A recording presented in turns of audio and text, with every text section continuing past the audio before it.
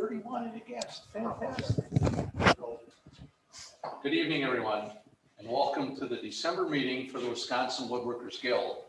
It's a little bit different tonight than normal. Usually we're having a good time, we're eating, joking around, meeting other people. We got to change it up a little bit. So with all the COVID, I hope everybody is safe. I hope you don't have any problems with that.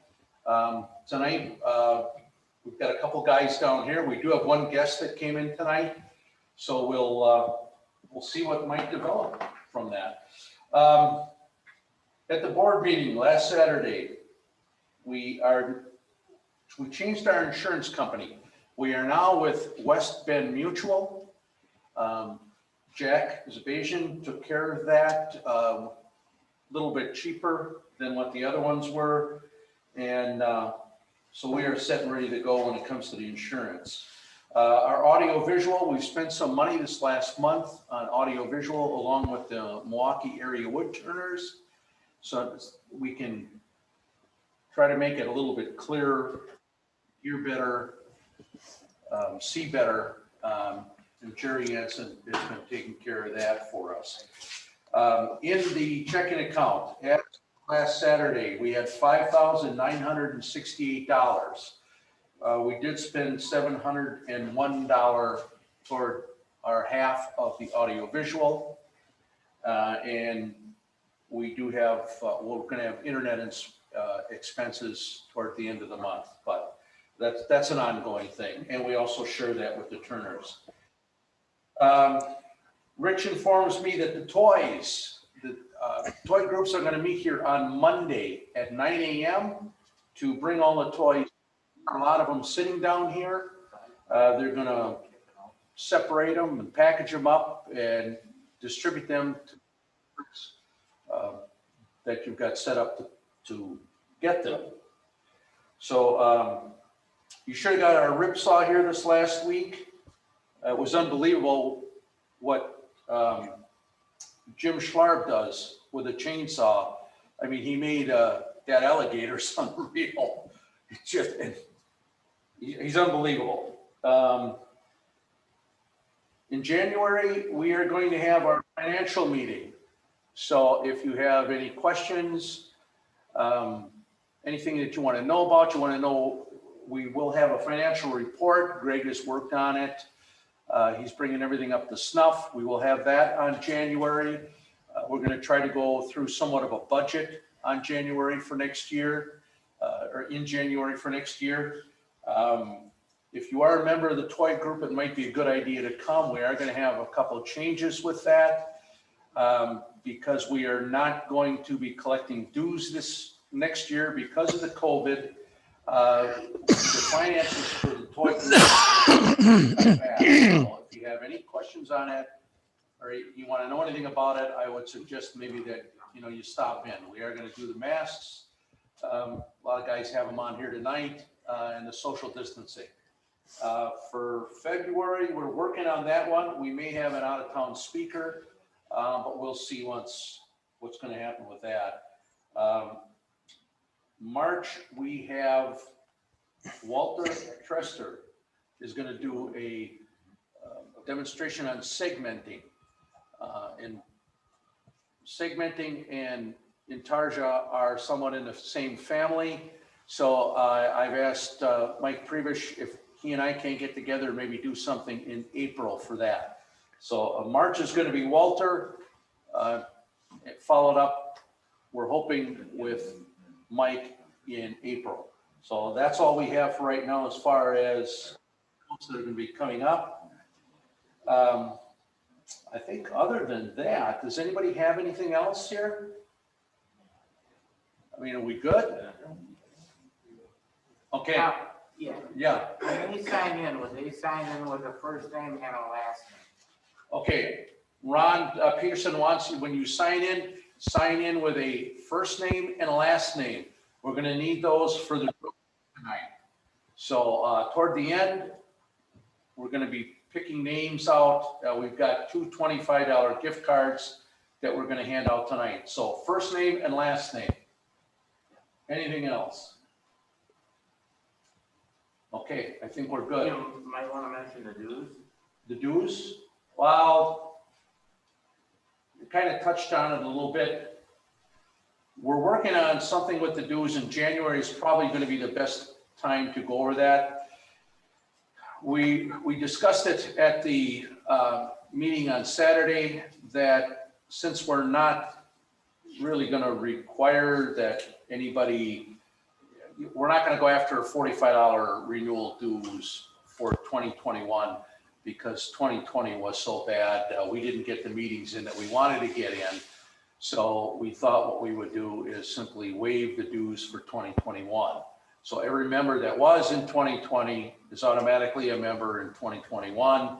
But for those of you that may want to contribute, we're working on the possibility, we're going to take the donations in. If you want to make it a donation rather than a dues, you can make it a donation. That way, if you do itemize, you can write that off on your taxes. And then also, we're going to take a portion of that and put it into the toy making fund, because not all the expenses are in, but out of the $1,090 we had for the toys, with the expenses we got coming in, you're going to be down, I'm going to say somewhere maybe about $600. So that may be enough, but we're trying to build it up if we can. Yes, The only caveat to that is, in order to get a dues card for next year, they have to fill out the form because we have to have their signature. Okay, you have to get your dues card, fill out the form that you'll get online, print it out, fill it out because you have to sign it. So sign that and get it in, and if you would, send a self-addressed stamped envelope so we can get it back to you, unless because you can't come in and get them at the meetings yet. Maybe will we have them up for January meeting in case someone comes in? As I get them, I will make the card out and I'll return them. Okay. If you didn't hear him, he said as he gets the application in, he'll make the card out and get it going. Basically put it in a stack. If you do want them sent back to you, send a self-addressed stamped envelope, and then you can pop them in the envelope and he'll get them out to you right away. So, but come January, if you have any questions, that's probably the time to bring them up, and then we'll cover it, the best that we can at that point. Anything else? Yes, sir. I'll donate one of my birds to your end of your prizes, okay? I'll pick one out and donate it to one. Excellent, thank you. Okay? So. Okay, well, tonight then, our speaker is going to be Ron Ingen, right? Ingen. Ingen. You should have seen what I did to the German. A lot of people do that, yeah. I crucify names. He's a bird carver, is that would be the title? I'm usually a wildlife carver, ducks and songbirds and stuff like this, okay? And I got involved in this and I kind of took away from my primary carving. Okay. I was going to talk about that anyway. Okay. Well, Ron's our speaker for tonight, so I will turn it over to him, and if you have any questions, send them out to us. It's all yours, Ron. Okay. Yeah, my last name is Ingen, E-N-G-E-N. A lot of people say engine. I have been carving birds. I have been carving for probably about almost 50 years. My primary carvings is like wildlife, the ducks and songbirds. I do competition carving. And I go to about 5 different carving shows and go in the competition, stuff like this. And I've won my share of ribbons.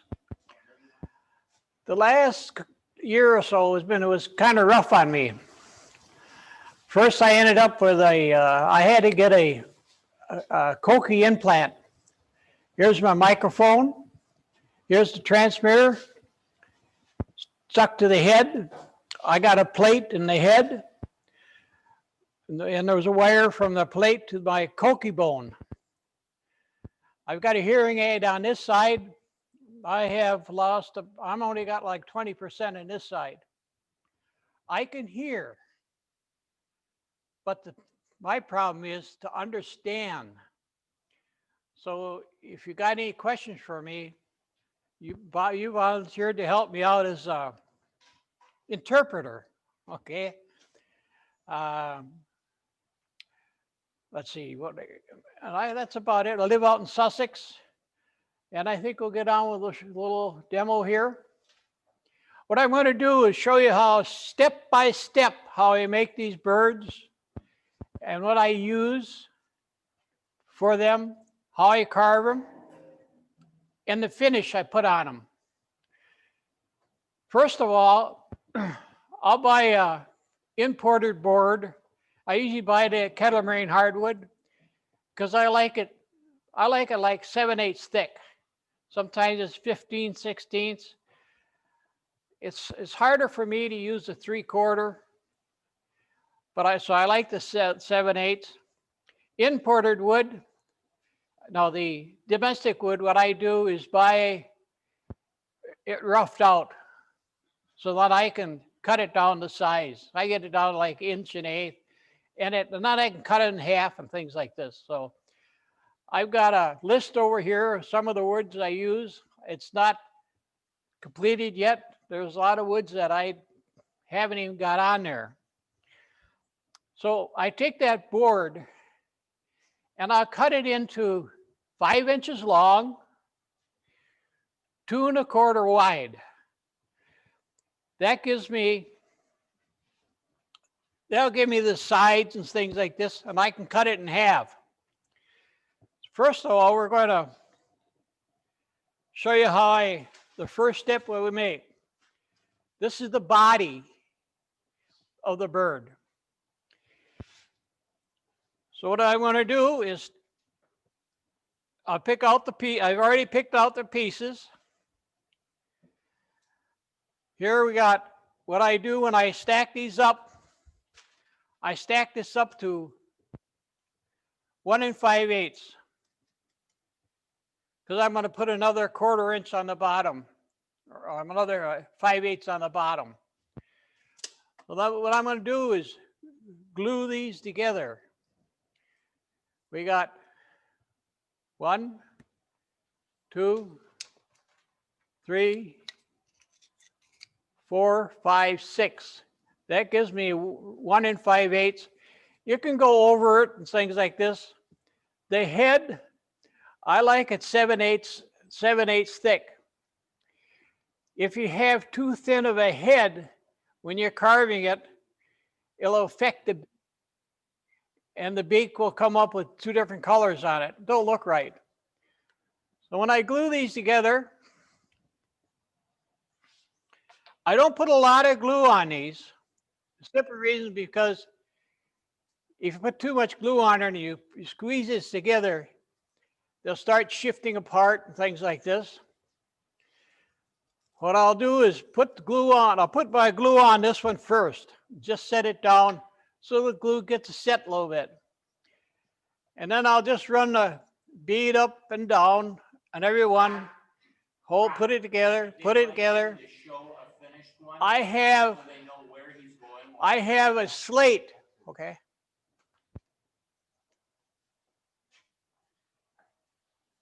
Ron, they'd like to see a finished one so they know where you're headed. Okay. Okay. All right. If you make that head too small to a height, what'll happen, this material here will show up on the bottom of on the beak. And that sometimes if you have the wrong color, it just don't look good. So what you can do if you need to, if you have to use 3/4, I think it'll work, but you got to watch it so that you don't end up carving, that you don't end up having this piece on the bottom of the beak. You can always lower the beak a little bit. So What I'm talking about, the body, is the center section of the bird. So we're going to glue that together first. So I run my glue up and down on either one, put it together. I got a piece of slate board down here. I got a piece of slate. I'll take this and stick it down here and stick this and glue this onto here like this, okay? I'll keep one end, I try to keep one end try as flush as I can. They're gonna move. Don't worry about the back of the bird. Don't worry about it. Just keep these flush because some of these are 4 7/8 or 5 1/4 or something like whatever. Put it down. Now you can see a little bit of glue on here. And I take this, I have it down flush, and I glue this in. I clamp this down tight. This is still loose. Okay. Now I take this. What kind of glue? I just use the regular Elmer's glue. I don't use the glue that is good for the outside because it takes longer to dry. So I just take this and I clamp it into the vise. This is sticking out. This part is sticking out of the vise. This part is clamped in. And sometimes you have to do is loosen up the vise again to get these together. And what I do, back up a little bit, after I hold these down, I turn it over so that's my flat side up so I can see if it's moving or anything like this. The other side is going to be, everything is not cut exactly 1 inch. See, that's right. I cut these. I try to cut these, everything like this to 1 inch, 1 inch wide. I even mic them. I used to use the tape, and sometimes one would be 30-second over, one would be 30-second under, and it was so hard to keep these in line. Get back to it. After I got this head place on in the vise, I take this off. Now I take a C-clamp because I can't tighten up. I just take a C-clamp, put it on there, squeeze it nice and tight. Got to have a wet rag so that you can wipe the glue off. And in my vise, I got a regular 4.5 steel vise I use. I stuck a like an old sock on the bottom of it so that if the glue drips off, it doesn't drip onto the vise because so much glue got on it, you won't be able to close it anymore.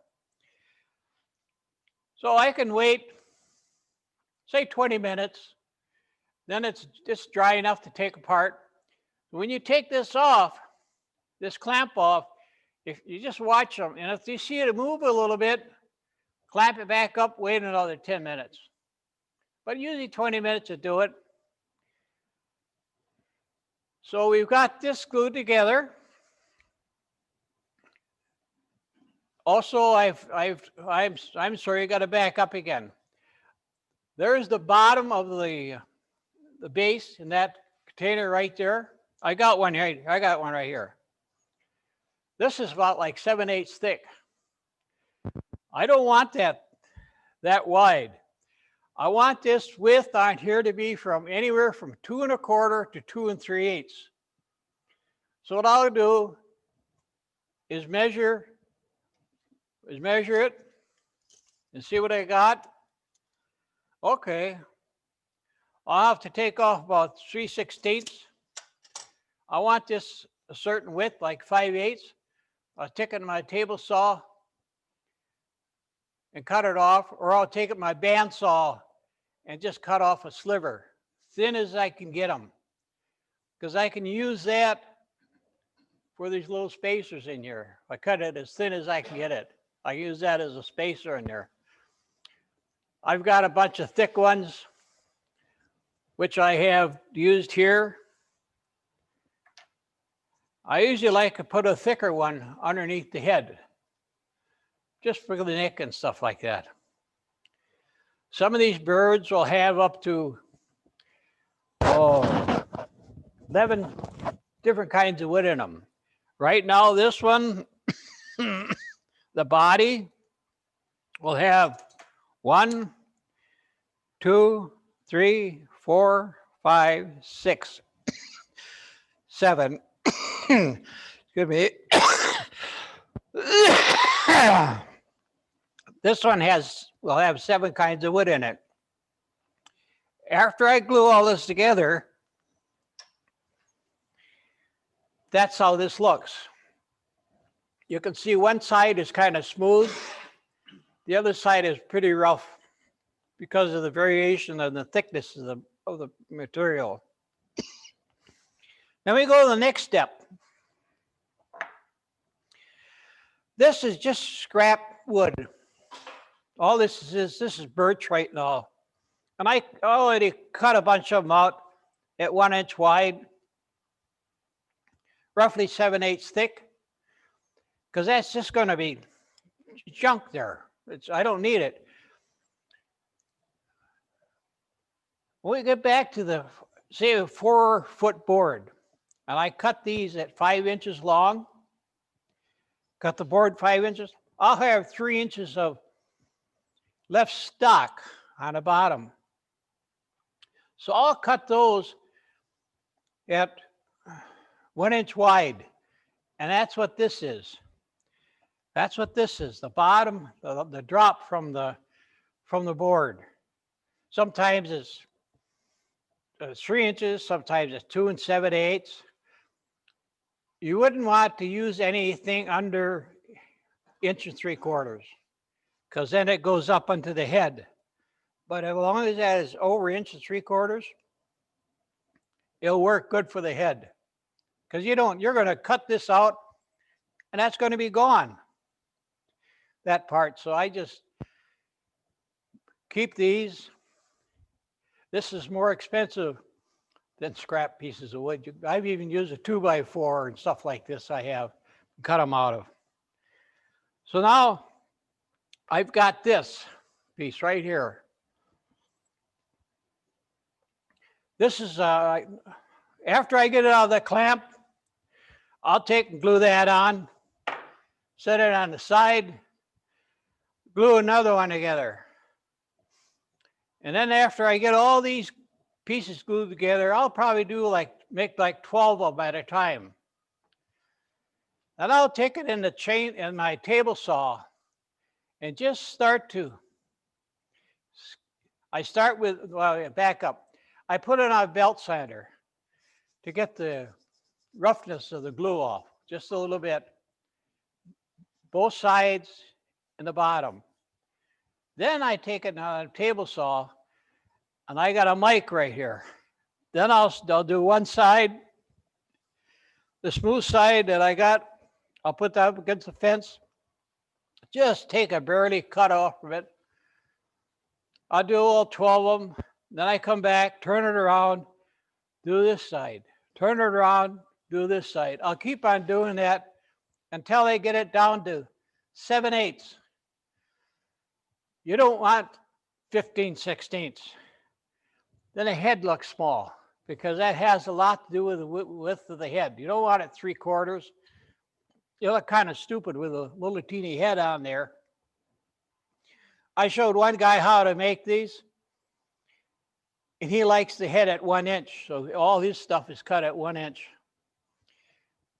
So now I've got this thing down on the table saw, cut to 7/8. I take just a thin cut off each time. I could probably run it through the table saw 6-8 times. Now when I've got that cut, nice and smooth, both sides. And you can look here, and you don't really see no gaps. If you do have a gap here, it ain't going to make any difference anyway, because you're going to put a side on there. You're going to be putting side on here. So then How wide is that? Oh. Sorry, how wide is that? Huh? How wide do you have that? The width? What's the width of Width? that block? 7/8. 7/8? 7/8. 7/8. Yep. Just keep in mind this, though. Keep in mind that the body, when you get done, before you glue anything else on there, this is 7/8. Like I said, if you make it too small, then the head is small. It looks kind of dumb with a little small head. Now, after I get that done, I put the sides on, and I'm going to show you. You can put a side on with a thin piece. These thin pieces here is probably cut off from another piece that's, when I put these together, when I put them together in a big block, it's too much. So I just may run it through my bandsaw and cut off a sliver. Sometimes I have to cut off 2 of them. I can take these pieces, put them on my table saw. I've got a special unit that I can just hold it down because the lip on there is not very thick, so it doesn't bounce. Then I can cut these in to 1 inch wide.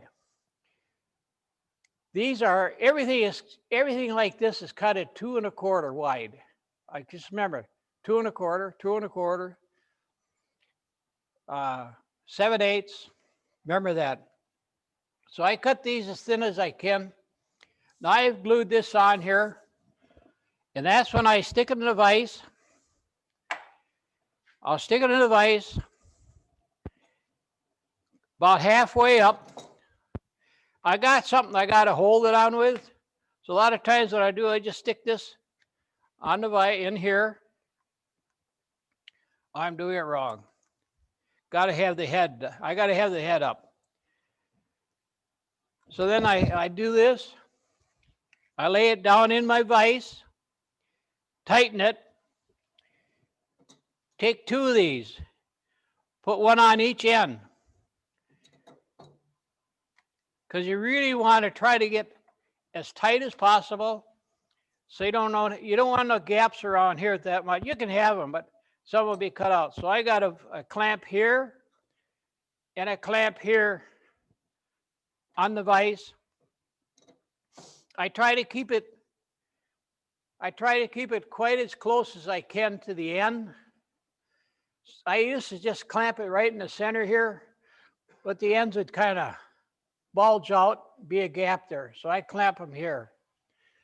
That's another thing. 20 minutes, half hour, that's done. Then you can put the other side, then you can put the other side on. And when I talked about getting a little sliver, this is usually this probably is 5/8 or 7/8 thick, someplace in there. So I just take bandsaw and just slice it off. I may take 2 slices off from there. Now I can take this and do the same thing. Put glue on one side, put glue on the other side. I rub it around like this. A lot of times I'll just turn this around again. So I just make sure I try to get 100% of glue around under. I'll set it upside down. And let's see, this is the head side. I always clamp the head side. I always try to keep this flush in here. The tail, don't worry about it. So I clamp that tight. I put it back in the vise this way. Try to keep the head side kind of flush. Don't worry about this. Just keep the head side flush. You may have to adjust it, take it apart, readjust it. And after I got it in a vise, tightened them, then I use this again. I put one on each corner, leave it sit for 20 minutes, half hour.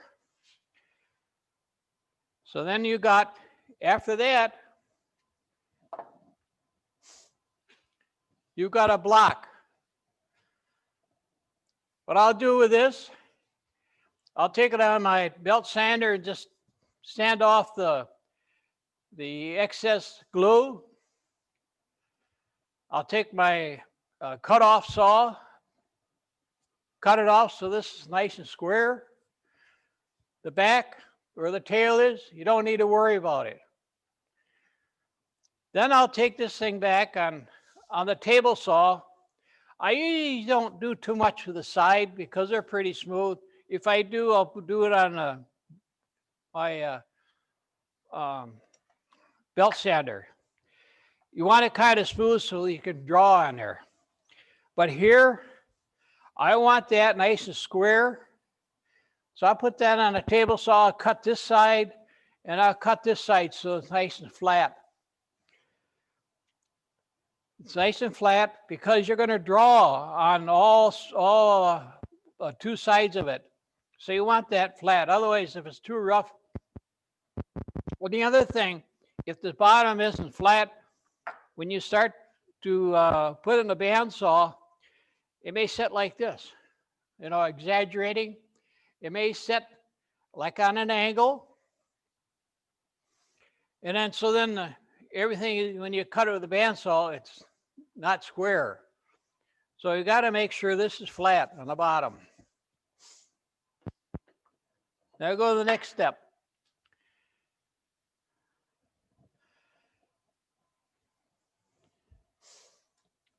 Here, we draw this pattern on. You take the center of the 7/8 piece. You take the center of that. You don't take the center of this whole thing because you may have cut more off of one than you did the other one. And I'll make the center off. Okay. Oh, let me get something here.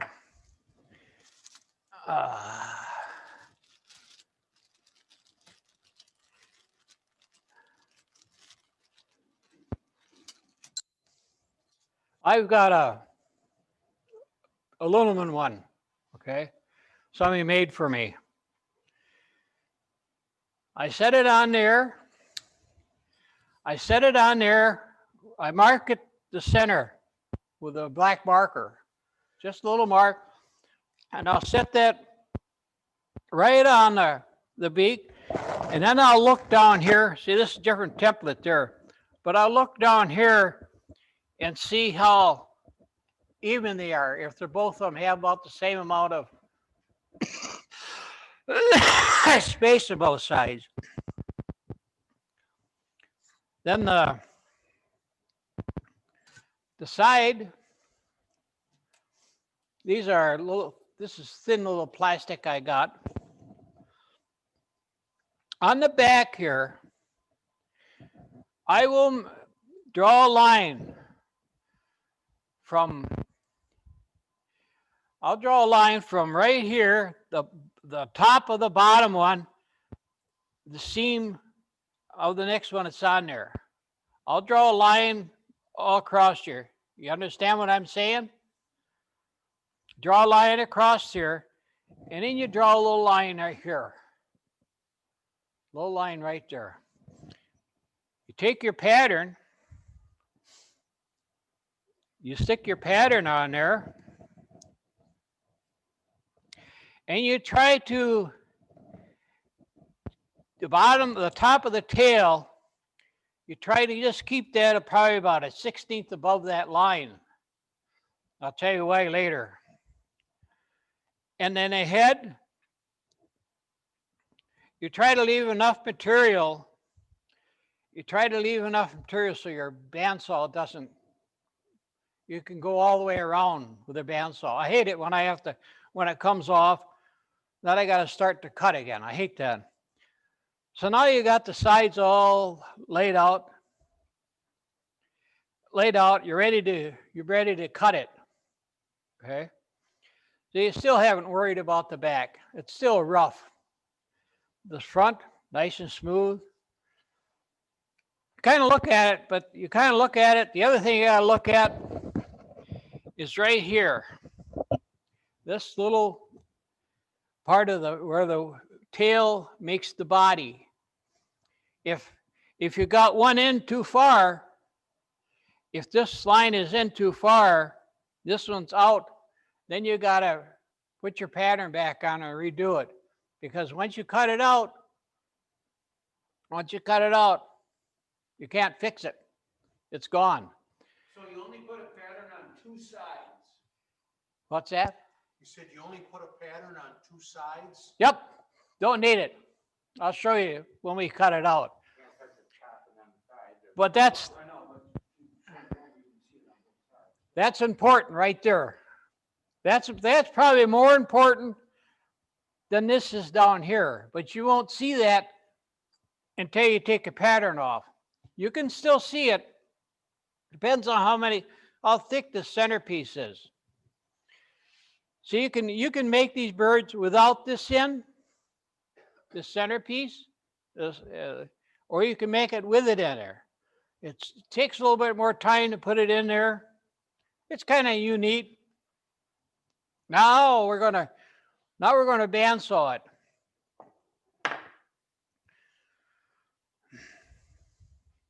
I got them in pieces here, so I got to be careful.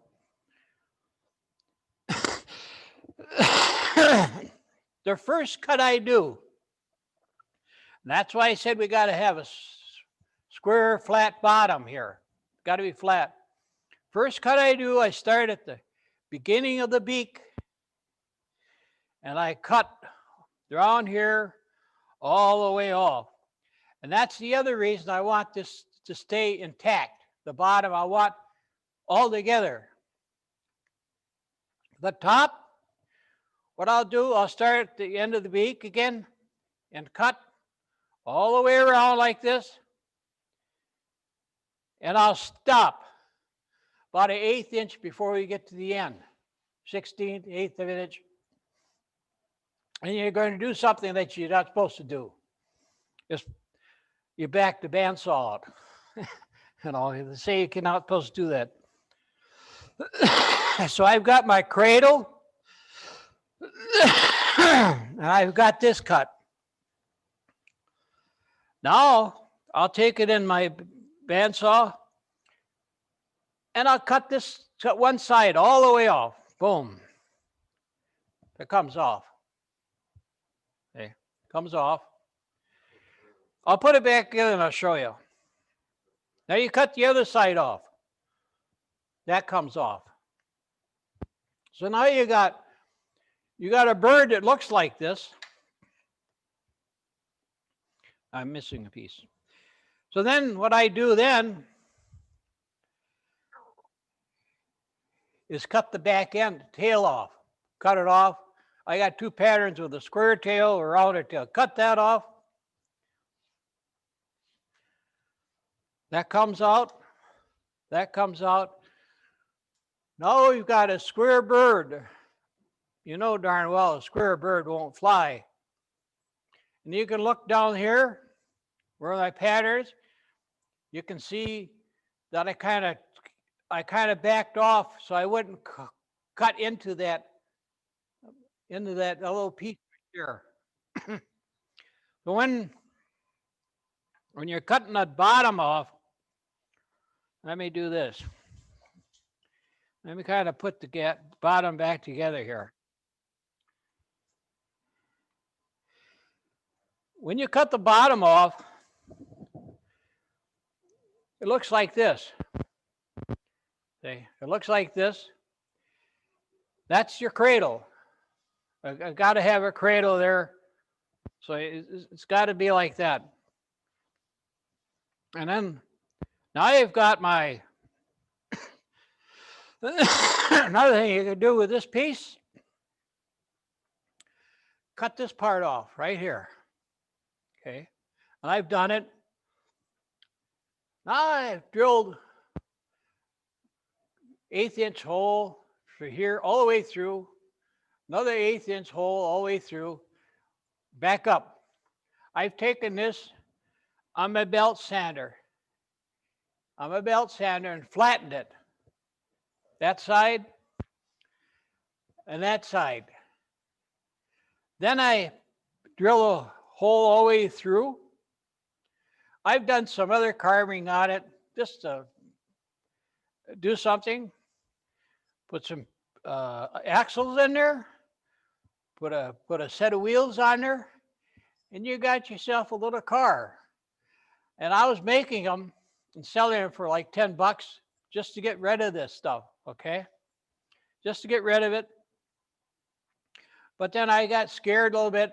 You know, what if a little kid takes it and bites off the wheel or something like this? So then I quit doing it.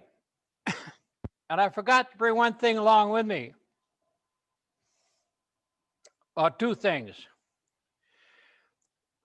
The club that I used to belong to, there was a couple guys there that did woodworking.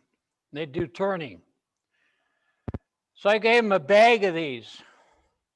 They took them and somehow squared off the side.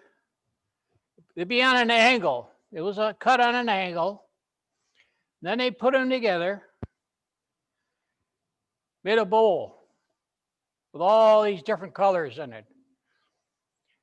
And a couple guys did that. They made these bowls. And then I had them make a cup for a friend of mine. So he made a cup like this out of these things. So too bad I forgot to bring them along, because I could give you guys a bag, whoever wanted it, you know. So, well, that's what you could do with these. If you ever come to a carving show, you see me, I'll probably have a bag of them along with me or something like that. So now we're done with that. So now we got, a lot of times what I do, I'll take these along and I'll put them out there. Be a kid coming along and I said, why'd you put that together? Yeah, so I've had kids put it together in a short time. I've had, he must have been about a 14-year-old. He tried and tried and tried. He just walked away and I told him, come back here. So I showed him how it goes together. But kids will sit there and play with that and try to get it together to look like this, because they'll even have this body in there. I'll even have this body in there, so they put everything together. And I've had kids just come back and do it again. Come back and do it again. So now, I just got some plain birds here and some finished one. Now we've got it all cut out. Okay? What we got to do now, we got to drill a little hole in here. I can't remember the size of the drill I used. I think it's an M or something like that. It's a little bit bigger than an 1/8 drill, because the pegs I use are 1/8. So it's a little bit bigger. I think it's a size M, or it's 0.13 or something like that. It's not an 1/8 drill, a little bit bigger. I set this on a piece of wood, is like 1.25 inches. So this is sitting on a quarter like this. I've measured, get the center right here. And it's 2 3/4 from here to here.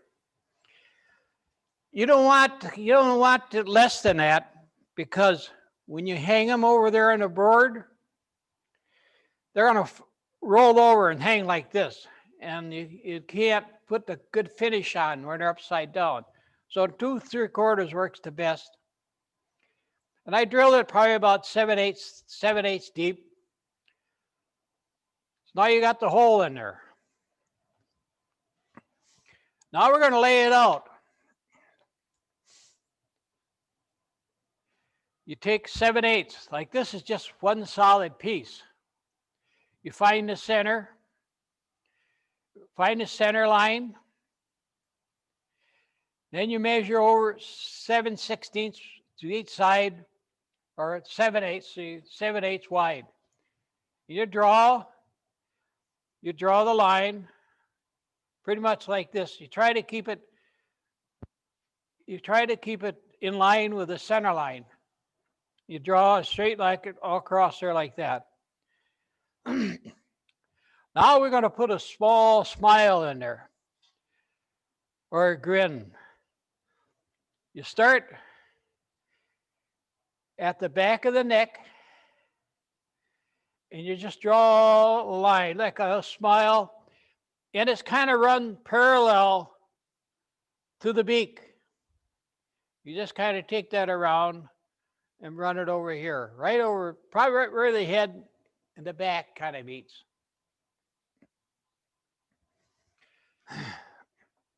Now I'm ready to start to grind on it. The black unit over there that I got laying on the table, that's called a rotary tool. A lot of people call it a Fordham. Fordham is a name. This is a master carver. It's a half horse. You don't need a half horse to do this. But they do sell like a 16th horse. It doesn't have a power. It's got to be bigger than a 16th horse, because you just won't have, you start gouging it out and it'll just slow the bits down, because I'm using some real coarse bits. Here's one I bought. Guy said, oh, that'll work fine. It ended up being too coarse. It really, sometimes it knocked the parts of the tail off and it gouged it out, so I couldn't control it. So I use this one. And you can find these bits down in Beloit. Here's the catalog.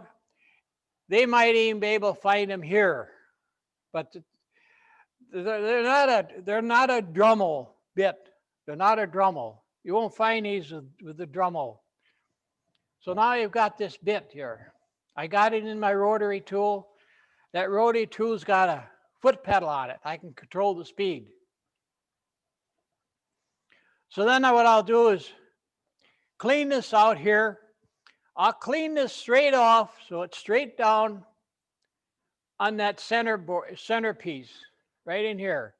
I'll clean it out so it's flush there. And I'll round out the neck on the front and the back using this. Do not carve, do not take anything material off of here, because what will happen when you get done, it'll look like a bird has lost its shoulders, like it's collapsed. I'll do that to both sides. You can see over here where I started. Just usually when I start, I just follow the line along here. So now I just follow the line along here. So now I've got my smile in there. Then I can hog out the rest of it. The other thing I do, the top, just take a little bit off. The bottom, from the bottom of the beak to the tail. From the bottom of the beak to the tail.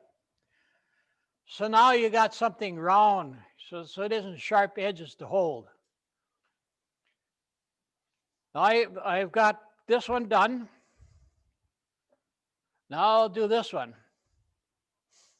After I get both sides in there, now I'll start with the side. And you notice I still left this right here, this part. I left that. I didn't want to take anything off. So then I'll start rounding this off. The center of the side is roughly the same center line as the tail, roughly the same same distance. You can look at it and say, okay, it comes right across here. You can look at it, you can see it comes right across here. I'll round that off. I'll round the tail off. And you want to round the tail off so you get this effect of the layers of material, layers in there. Now I round that all off. Then oh yeah, I usually put a little in the chest. I'll take this and do a little bit of grinding in the chest a little bit. Seems like the women like it. They like to see that little breast in there. Now I've got one done all the way, body, head, tail. Notice the tail is round, has a round curvature to it. You'll see that the tail, if I didn't round the tail off, you wouldn't get this. It'd be just one blue piece all the way over here. The more layers you can get on here, the more colors you can get. So you round it off, you hollow the bottom out, and right here too, I'll take this and do this. I'll take this and do this. So now I've got my bird. Over here now, what I have done is just by taking just a little bit off the shoulders, just a little bit. So now I'm ready to do my head.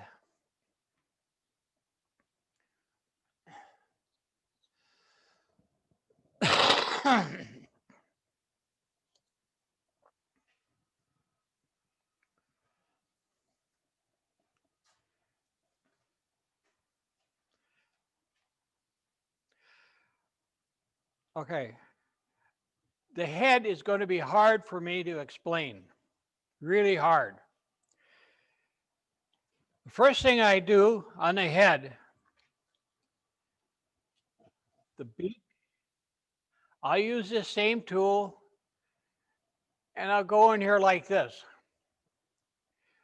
Just a little bit before when the head and the beak meets. I just get that down a little bit, do both sides a little bit, and I'll start rounding off the head.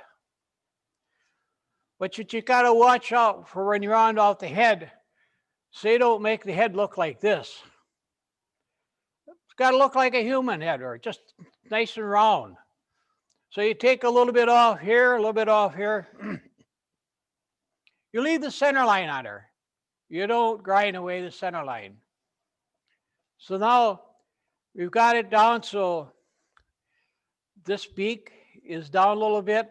You got the head rounded. Now you do some fine, this is why I said it's hard to explain this. You get that beak down smaller. You can make it long, like a woodpecker beak, or make it short like a sparrow beak or something like this. I do it both ways. But you get this down, round. The bottom of the beak, you leave flat. Don't round it off. You get this down to a certain point. You look at it. Now you've got to get back and look at it. Look at it straight on. Look at your shoulders. Look how the head is rounded. Look from the back. Look how the back is rounded. Look at, see how the shoulders are. Oh boy, I got to take some off of this spot. Something like this, you might have to. You roughed it all in. Now after I roughed it all in, I've got a little bit finer bit. It's a little bit finer. I would say it's probably like about a 50 course sandpaper, roughly in that area, okay? Now I'll start doing this all around, getting that roughness out of there, because you're going to use sandpaper on it. You don't need to have you don't need to use a sandpaper to get all, you get that out of there pretty good, and you still look at it. You round off the tail just a little bit. Otherwise, it'll chip right there. Round it all off. Look at it. Look at it. Then I take this drum sander. I use the medium grit sandpaper, not the fine. Fine don't last very long. Coarse is too coarse. So I'll start sanding it. And what's nice about doing this, have a long one, the 2-inch one. Don't get that 1-inch one because you can gouge it. And you just start sanding all the way around here, in here, like this, get around like this, stuff like this. On the bottom of the tail, bottom. And you still look at it, see how it's looking. Okay, it looks pretty good. This is the fine one. This is like a 250 grit, 300, 250 grit someplace in there. It's a cushion. It has a cushion underneath here, okay? I don't think you can find those here. You can find the other one, but I don't think you can find these here. And what's nice about it, it doesn't bounce. This other one has a tendency to bounce a little bit.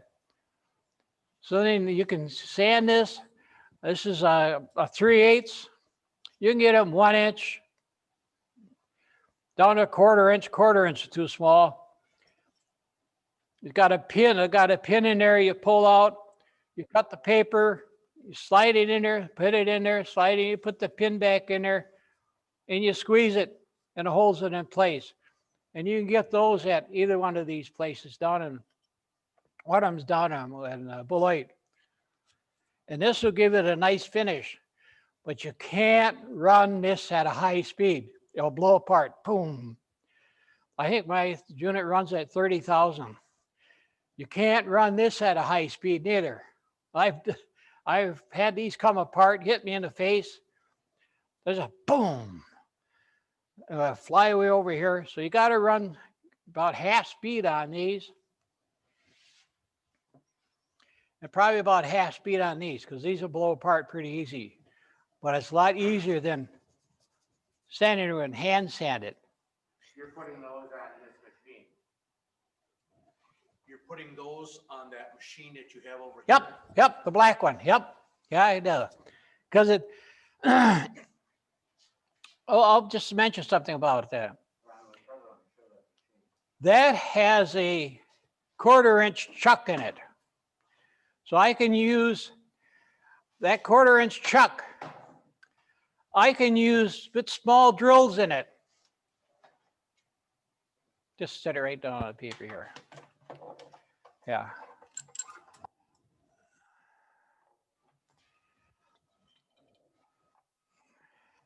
You can hang it. This has a key, 1/4 inch chuck, or you can get it where you just slip the bit in. But a 1/4 inch bit won't fit in there. They say it does, but it won't fit in there. And this is my foot pedal. This is my foot pedal, and you can just step on it and go down to nothing.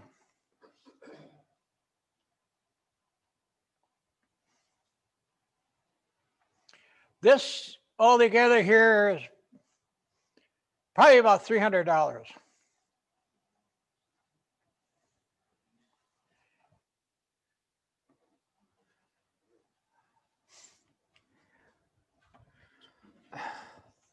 So we're down to this. Got it all finished off. Bring me that other silver little tool. Bring me that.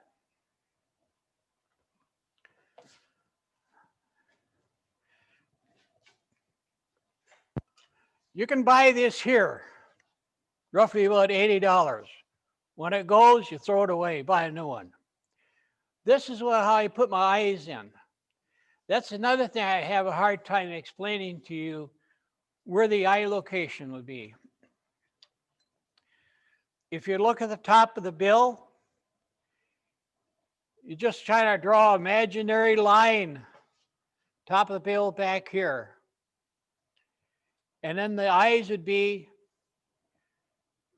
right about in there. I'm trying to, right about, you don't want the eyes back here. I don't want them back here. You want them up here. You might need to get a picture to look at it. So what I do, I look at it, take a pencil, draw a little line, straight line. Oh, that looks good. And I take my pencil, draw a little line, Oh, they look they look like they're across from each other. I take this. I don't think you can buy this bit here neither. I think you'd have to go down there. This is a diamond bit. I call it a teardrop because of the shape of it. Then I take this, turn it on, top speed, and then I just kind of go at it like this on an angle to make that eye look like it's like this. You can start in straight, but then you just tip this back. Start in straight and you tip this back. And if you got the eye, and then you look at it, one is lower than the other one. There's not much you can do about it except to make the head smaller. Most people will not notice if you got the eye off location. Most people look at the body. They look, oh, that's pretty. But they don't realize to really look at something, you look at it straight on. And then you can see if the head even looks right to you. So now you've got all that done. I didn't bring my burning tool along because I just didn't want to. What I do, right along close to the bottom of the beak, I just burn a line from the point and back. But I would say you got to be below center of the beak. Both sides. Below the center of the beak, both sides. Just, you burn it back just so that where the roundness really started in. Take the bottom, initial it, and you put the date on there. You can see that in all my birds. Now I've got that all done. Excuse me. Now I'm going to start finishing them. As you can see over there, I use shellac. The shellac, I can walk over there. Yeah, let me just walk over there.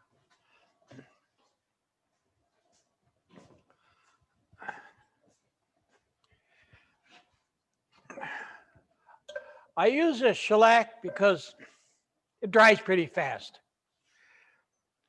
And then and about 3 hours, go back downstairs and sand it down, do another coat on it. If I feel it needs another coat, because some of the wood, like Patook, has a lot of little porous holes in it. So you probably do that, put a coat on there about 3 or 4 times. Yes. I was just going to show you that. Okay. When I first dip it, I take it by the head and I put it right in the can just so the first dipping is right about here. Okay. Then I take it in the other hand, take it like this, dip it. So I dip it in probably about here, pull it out, let it drip for a little bit, 15, 20 seconds or so. I grab it like this. Now, that's where the hole comes in important. I take this thing,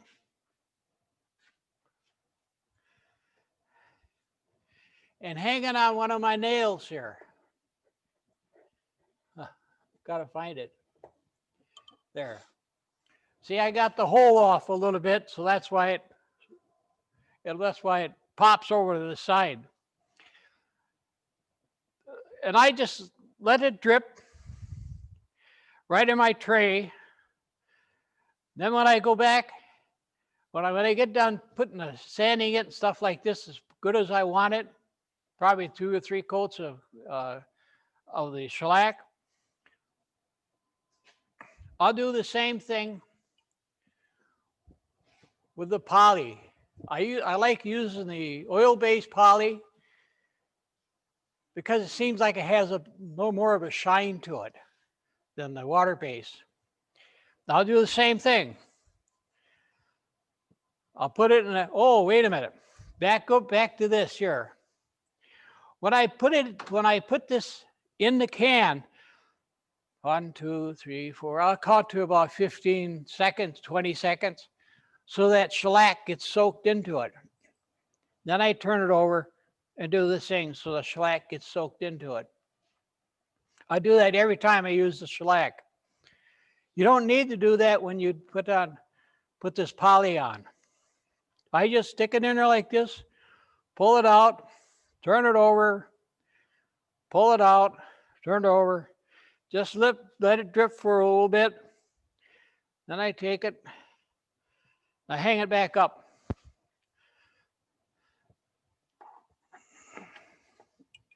And let it drip. After a while, you get some more coats on there. What might happen depends on how many coats you put on there. Depends on how many coats you put on there. I've put sometimes up to 30 coats on there because the seam where the wood has met, there'll probably be a little bit of a gap in there. So I just keep on dipping it. Or the other thing I have done is laid the bird down. Like probably there might be a gap right over here. I've laid the bird down. I've taken tissue paper, put it in the poly, and just put it over the seam. I might do that 2 or 3 times. Then the seam starts getting filled up. People never know it. They'll never know there's a seam there. You have a crack. If it's a small enough crack, you keep on doing it. People never see the crack. It's gone. Like the porous wood, patook, got all these little holes. You just keep on dipping it. All that porous holes are gone, and it'll look nice and smooth, like these are. These are in the process of being dipped. Every one of these has to be re-dipped. You might have to look at them close to find out. You might have to look at them real close. I might just have a little spot on here, just a little piece of dirt. So I take a piece of sandpaper, 250, worn out, like it won't even sand anymore. And then I just do that, get that off from there. There you can see where I sanded. You dip it again. You might have to dip it 2 times. Look at it, you feel it. Make sure you feel it real good. And if you dip it too many times, right along the end of the tail, the poly will build up, so it's thick. I just take a piece of 50 grit, these round disc sanders, 50 grit. I go at it, knock that down, then go back to the 300 or 250, sand it. Then I start re-dipping again. And you don't have to dip it that many times because pretty soon that gets all filled in. You might have a little bit there, but you can feel the bottom in this one, and it'll have the build up, but I don't worry about the bottom. They look at the top. That's what they really look at. They look at the top. I'd say on the average, I probably put about 15 coats of pure gloss polyurethane on it. So, then I was gonna, any questions so far? Anything else? Okay. I brought pieces along. That I've cut out with a bandsaw. Okay.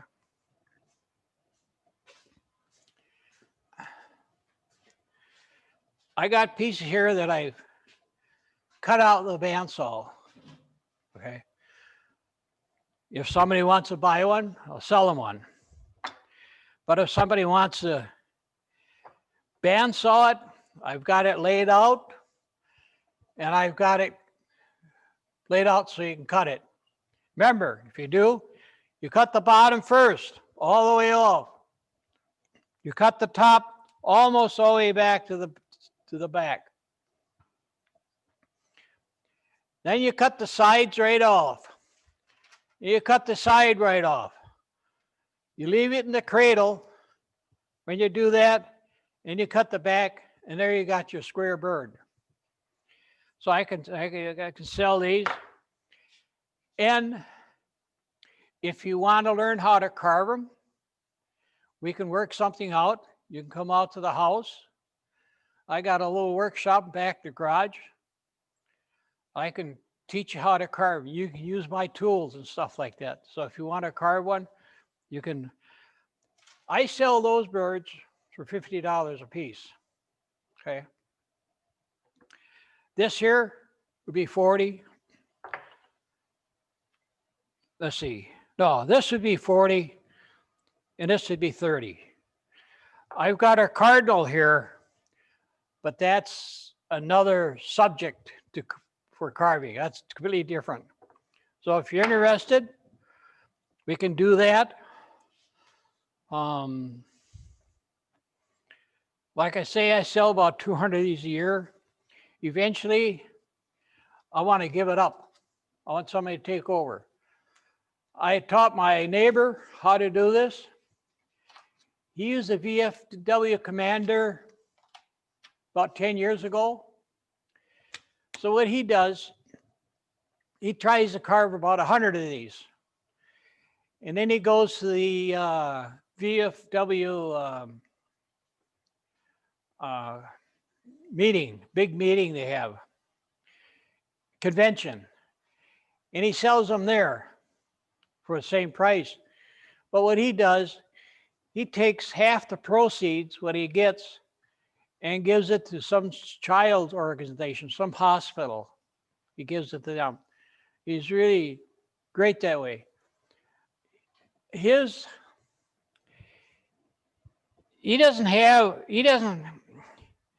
doesn't cut as thin wood as I do. His head is like 1 inch. It looks kind of big, but he sells them.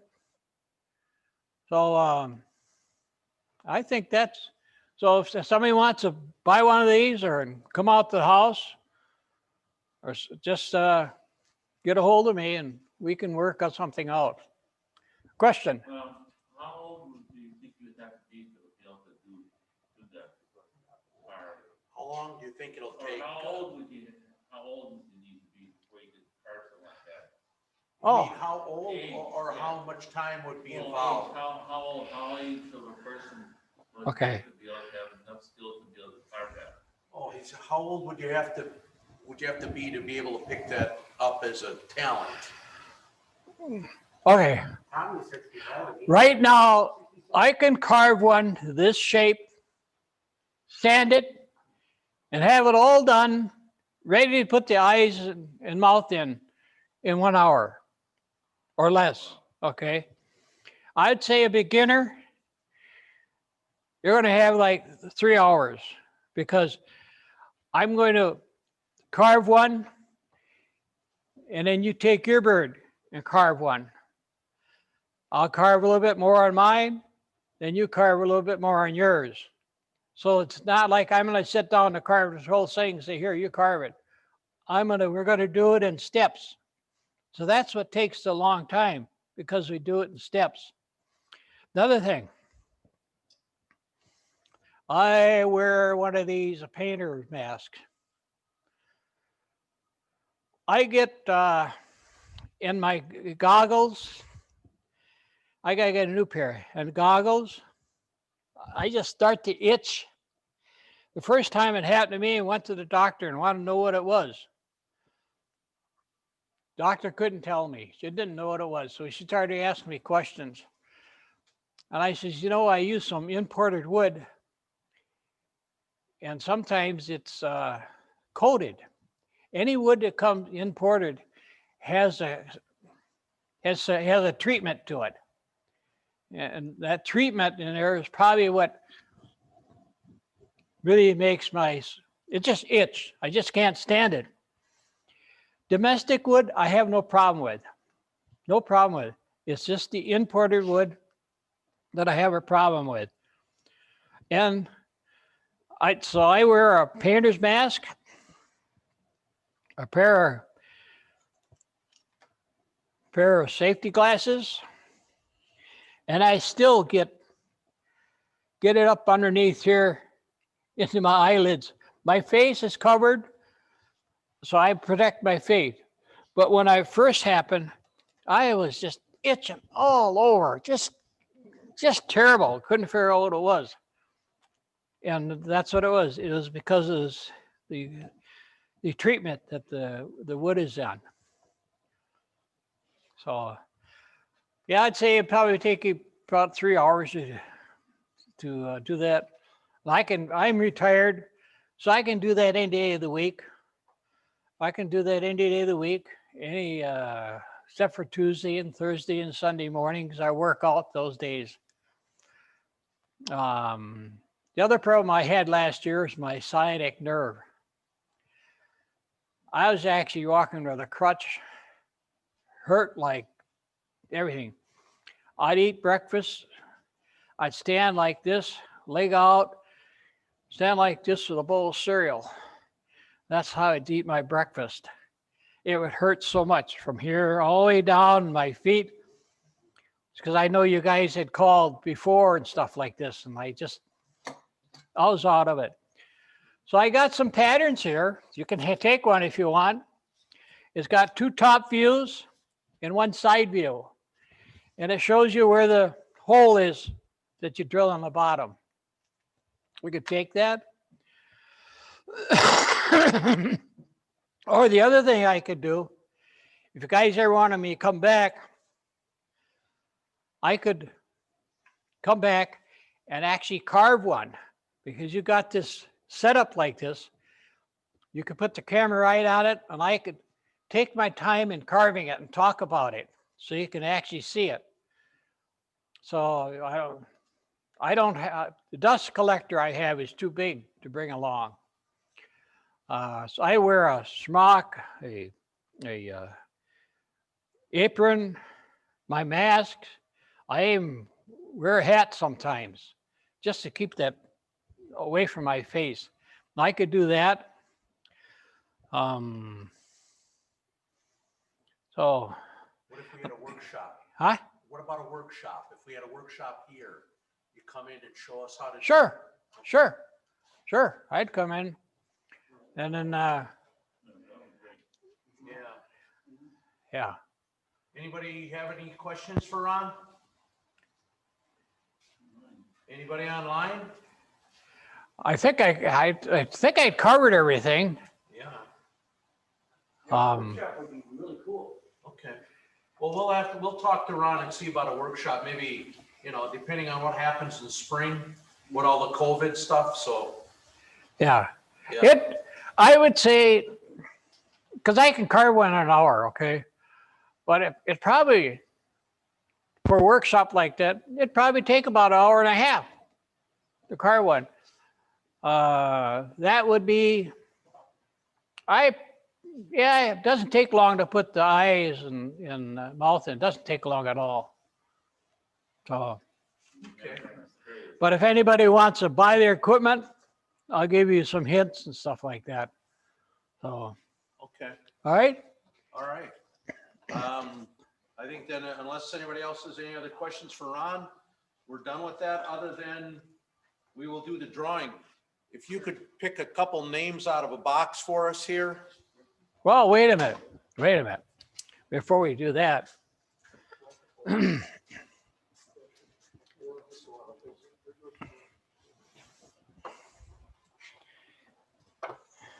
Here. Take that. You can Put rough. this in our display case if you don't mind for a while. I'd like to Okay, put that up there. sure. In case, when we do get back together, then they can come in and they can Yeah, see. okay, it. sure. All right. Do we have the box? They're working on it. Oh, okay. Let me get over here and so I get my face towards the camera.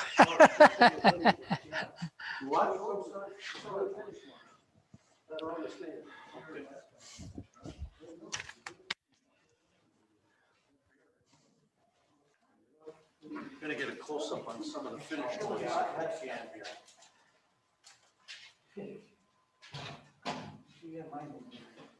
Trying to give you an idea of the different woods that he's got on here.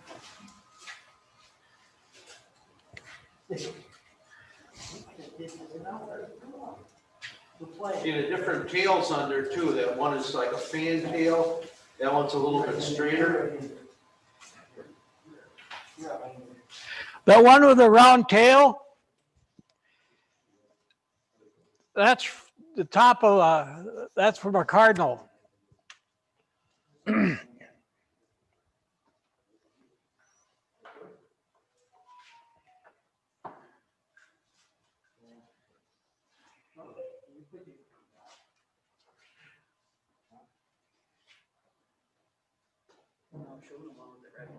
That's kind of sharp little thing. Okay. This one. Yeah, that's the one I thought was really cool. What I do, if you guys buy one, you can have the perch. Usually I sell the perch separately. Okay, are we ready? You got it. All right, Ron, if you would, I need 2 names out of there. There's one. Okay. John Johnson. He's online. He's still online?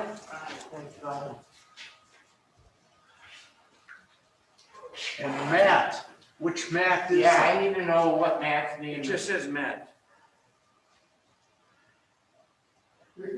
Matt, we gotta know which Matt you are. Neither one are online yet. They're not online? So for that Matt, Yeah, pick somebody else Yeah. because we're not gonna have any idea. okay, we don't know who he is. One more, Ron. Okay. John Johnson's not online either. Oh, John's on, yeah, John is on? yeah. Mike's #1 dad? Mike's iPad. Oh, iPad? Mike iPad. Is that Mike Robertson? Speak up, unmute yourself and talk. Mike Robertson, is that you? Who's Mike's iPad? Mike's iPad, who is that?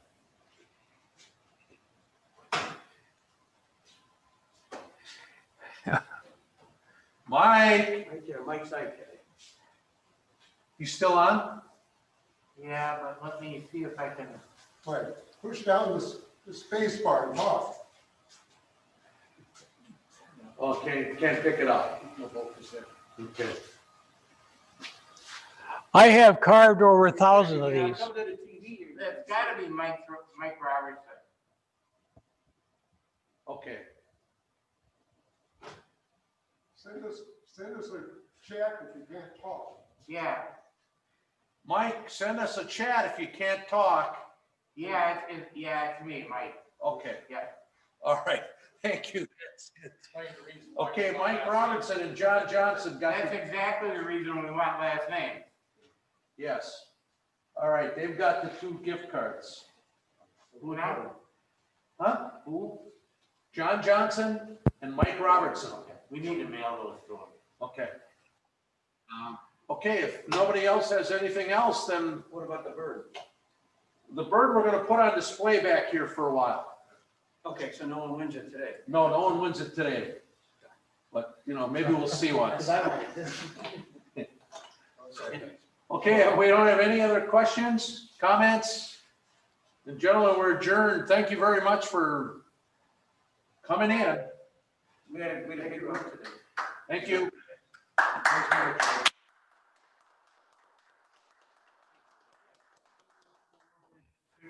I want to thank you all for letting me come in and giving this presentation. You guys have a safe and a happy Christmas, okay? Yeah, so, thank you.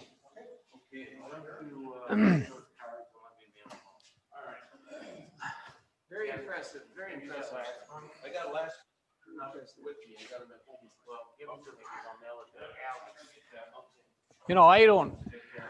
I quit my carving club out in,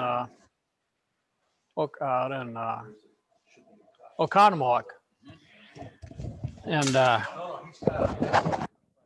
was just thinking, my hearing device fell off. You get it.